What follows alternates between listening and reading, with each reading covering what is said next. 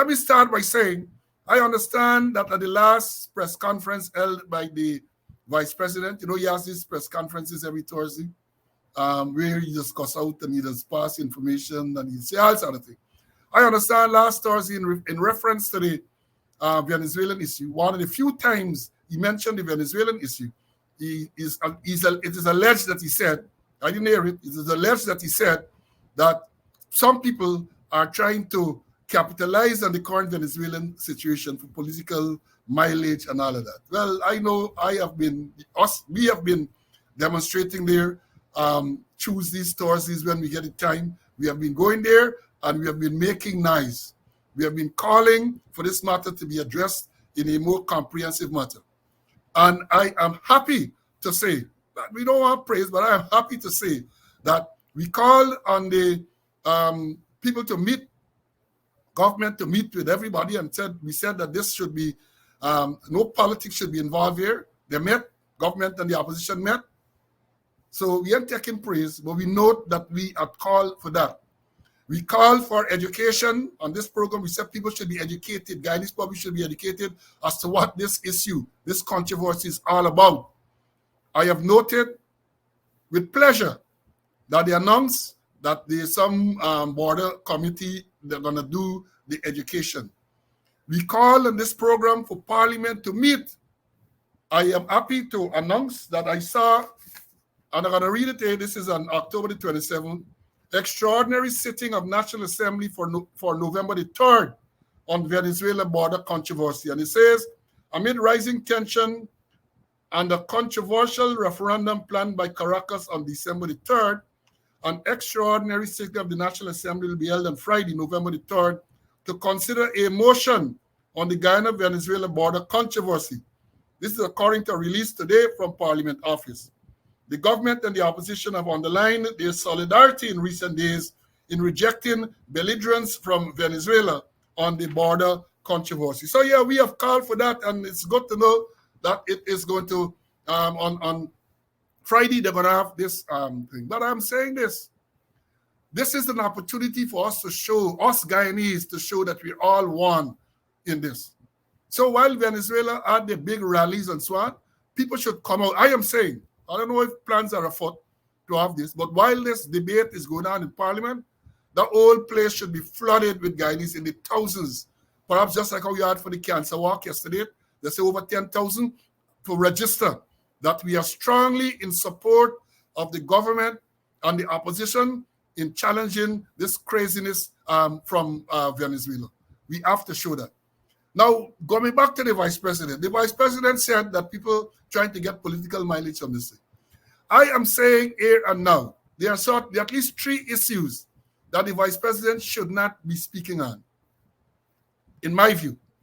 One, the second Vice President should not be speaking about corruption, because Vice News at this expose where it is alleged that he takes bribe to give contract. You know, the Sugate that I'm talking about is over here.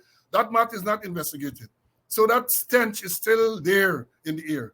And I'm saying that until a proper investigation is done to clear the name of the Vice President, he should not be speaking on corruption unless he is speaking as an expert witness. Unless he's speaking as an expert witness, he should not be speaking about corruption. The Vice President should not be speaking about domestic violence, because he was credibly accused by his wife of domestic violence, even though he made a statement and tend to suggest that domestic violence is only physical violence. No, domestic violence is not only physical violence. And let me read what the allegation was. The wife said that for 2 years, for a 2-year period, she was denied access to the presidential apartment at State House. If she was not home by 6 p.m., she explained, the apartment door will be locked with the latch from the inside, so she could not open it with her key. When I was locked out, I would have to spend the night on a sofa on the 4th floor without a sheet, getting murdered by mosquitoes, praying for the night to pass quickly so I could get into my room, bed, and go to office or to my public engagements. She added that even when she was home before the time, she would simply be in her own room by herself, reading and listening to music. She later relocated to an empty guest room on the opposite side of the house that did not require going into the president's apartment. We were two people living separately under one roof. That is what the wife alleged. So I'm saying that the president should not be speaking about domestic violence, the vice president, sorry, should not be speaking about domestic violence, again, unless he's given evidence as a export evidence in this matter. And he should not also speak on this Venezuela border controversy. Because let me say why. Let me tell you why you should not speak on it. And let me key up and tell you why. Listen to this carefully, why you should not speak on the Venezuelan border controversy. Listen, people, listen.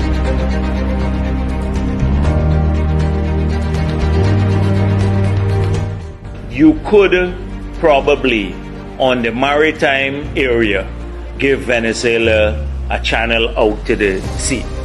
So you make a slight concession in the maritime area.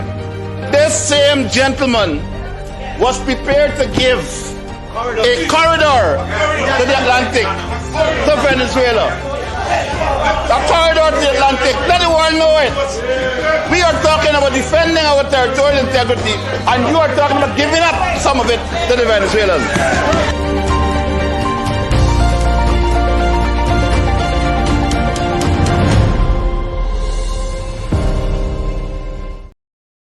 Saying, therefore, with regards to that statement, president should not be speaking, the vice president should not be speaking on the border issue because he wanted to give up. He wanted to give concession to them. And I made the point before, people have been making this point about treason. And, they say treason is the attempt to overthrow a government by one of its citizens and so on. But not only that, treason is also giving aid and succor to your enemy. Once you assist the enemy, it is a treasonous act. And in this case, if you're going to do an investigation, all you have to prove is that in this case, the vice president is a citizen of Guyana, which there's no doubt that he is. You have to prove that Venezuela is an enemy. And if you go all the way back to 1962, or perhaps even before that, all the actions of Venezuela, in 62, they lay claim to unlawful claim to our territory. That is the act of an enemy. In 1966, they took over part of Ankoko, act of an enemy. 1970, they bombarded Ettering Bank police station. You have had allegation that in the 1969 Rupununi uprising, the 2nd of January 1969, those rebels, as they were referred to, were trained and armed by Venezuelan entities, right? Act of an enemy. You had the maritime, they've been expelling vessels, including fishing vessels, from our exclusive economic zone. So you have all of those things, and the most recent with this referendum and all of that. So I believe you have enough evidence to show that these people are your enemy. And I'm saying that if you wanted to give concession to them, then you're providing aid and comfort to the enemy. And according to Black's Law Dictionary, if you provide aid and comfort to the enemy, it is a treasonous act. So you should not be speaking on that matter. Should not be speaking on that. But he has no moral authority to speak on that matter. And having said that, let me move on to say, over the last weekend, the president, the real president, I say real, I get it a little controversially. President Ali, let me say President Ali, because some people might say he's not a real president, was on the Essequibo, where look story here, man. The man addressed people on the Essequibo. Look how the man was fitted out. The man was fitted out in a Castro-style uniform, with cap and all of that. And the man addressed the people on the Essequibo coast there at some activity with the chief of staff standing alongside. I had to make a laugh at this thing because even though this thing is very, very serious, to see the president dressed in what some people claim is a Halloween costume. Some people are saying this thing got to be a Halloween costume. Tomorrow is in the US, it's Halloween, the day of the zombie and the dead and all sort of macabre story. So tomorrow is the day. But we had our president on Friday night, dressed up in his own uniform, with cap and all. And the man called and he said among other things that the GDF, the Ghana Defense Force, are gonna prepare to defend the country. Look, let me tell you something. Don't delude yourself into believing that we can get involved in any military confrontation. Our posture got to be on the diplomatic front, and that is where we should keep it. But forget about, I know the GDF got a role, intelligence and all of that, but don't for one moment believe that we want to get into any military confrontation. Not for one moment, Mr. President. We shouldn't be thinking about that. So while the GDF doing the work and all of that, yes, which is okay, we should not get there, because remember the chief of staff who stood to your right in this thing. He's a man who gets emotionally disturbed very early. A member of parliament made a statement to him which he claimed to be false, and he said that he was emotionally disturbed, so much so that he made a report to the police and filed a criminal charge, a cybercrime charge against the member of parliament. So don't look out for any real soldiering from the chief of staff. CC, let me hear your comment on this uniform thing, man. Somebody said Barnum style. Let me hear what are your comments here in this. Well, I will call it a zombie uniform, you say Halloween. Barnum used to wear uniform, right? But Barnum used to use the badges of rank. You used to see the badges of rank there. I mean, if you put it on the thing, put on the badge of rank, either some general or something.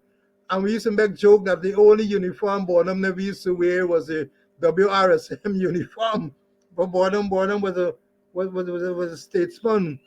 Now the president, I mean, he jumping all the place, making little statements here and there, but he's still to address the nation. He got to address the nation properly. He got to make a definite statement. He got to make a structured statement to the nation. Don't mind how short it may be. It must be a thing to the nation. Let the nation know Guyana's position. And as you rightly say, Dr. Gary Best, that our first line of defense is diplomacy, our diplomatic relations. We should have been going all over the world. I read recently that the Attorney General, Mr. Know-it-all, addressed some conference the other day and raised Guyana's position. I don't know if the doctor Van West Charles is in Caracas. I don't know what staff we get in Caracas. We should have been it anyway, anytime, every opportunity we got. Stay at our claim, stay at our position.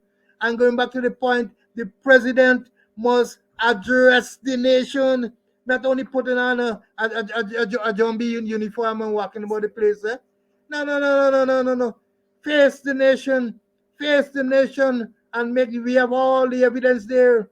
We get plenty speech writers. We get a whole set of advisors.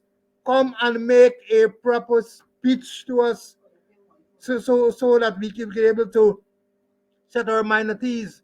And I said over and over, diplomacy is it, our intelligence, or look at our economy and on our military. I agree that we can't go with all out war with Venezuela, but we can take them on in certain areas. We could defend ourselves in certain areas. And if I might go back to the extended squatter, what is he doing? He should have been going on the borders and talking to our ranks. I said last week, charter aircraft, because he couldn't charter aircraft to fly to Skeldon. He couldn't charter aircraft and fly to Rosal and fly back to Ogle to just do inspect certain projects. Our human resource is critical, and he should have been there visiting people. Fly by aircraft, go by road, go by boat, and talk to those persons at the critical locations. I know what I'm talking about because I experienced it. as a subordinate officer. I went to those locations. I worked to the location. I experienced Venezuelans' aggression. The aircraft buzzing over the station, buzzing over the station in an array field. I experienced that. And as commander, I know I went to the Wenemu. I've been to Ankoko, and I've been to other areas. I traversed the Cayuni River several times. And we need to talk to our ranks, and we need to inspire them. You need to inspire them, not sit down, not cooking, storing pot for the president or the elected functions, flavoring the dance. And like what happened on Saturday in collaboration with the Ministry of Agriculture, they had some place where they're selling foodstuff and so on at a cheap rate. They should look at our primary role, and we need to put pressure on the president to make sure that the situation with Venezuela is a priority, is on the top of our list. It is on the front border, and we must start with it at all occasions. And I'm saying the president, I want to see in a uniform. He must address our nation not in that uniform. God is a zombie uniform. He must address Halloween uniform. He must address our nation on the Venezuelan crisis as a matter of urgency.